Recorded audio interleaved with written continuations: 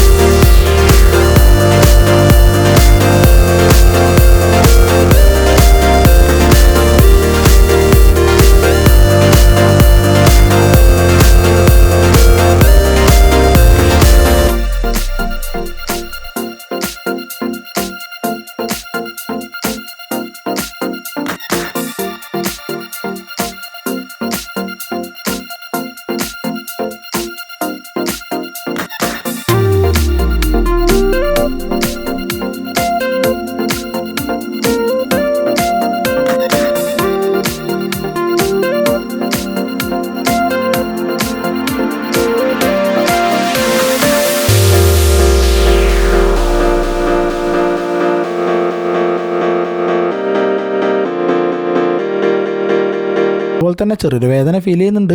അതെന്ന് പറഞ്ഞാൽ മൈക്രോനീഡിലായിട്ടാണ് അത്രയും കുറഞ്ഞ് കിട്ടിയതെന്നാണ് പുള്ളി പറഞ്ഞത്. പണ്ടൊക്കെ ആയിരുന്നെങ്കിൽ നല്ല രീതിയിലുള്ള പെയിൻ ഉണ്ടാവുമായിരുന്നു, പക്ഷേ ഇപ്പോൾ അങ്ങനെ അല്ല എന്ന് പറഞ്ഞു. അപ്പോൾ എന്തായാലും എൻ്റേത് ഏകദേശം ഫിനിഷിങ്ങിലേക്ക് അടുത്തിട്ടുണ്ട്. അപ്പോൾ എന്തായാലും ഞങ്ങളെ 3 പേരുടെയും വർക്ക് ചെയ്തതിൻ്റെ ഒരു ആഫ്റ്റർ ലുക്ക് എങ്ങനെയാണെന്നുള്ളത് കാര്യം ജസ്റ്റ് ഒന്ന് ഞാൻ കാണിച്ചു തരാം.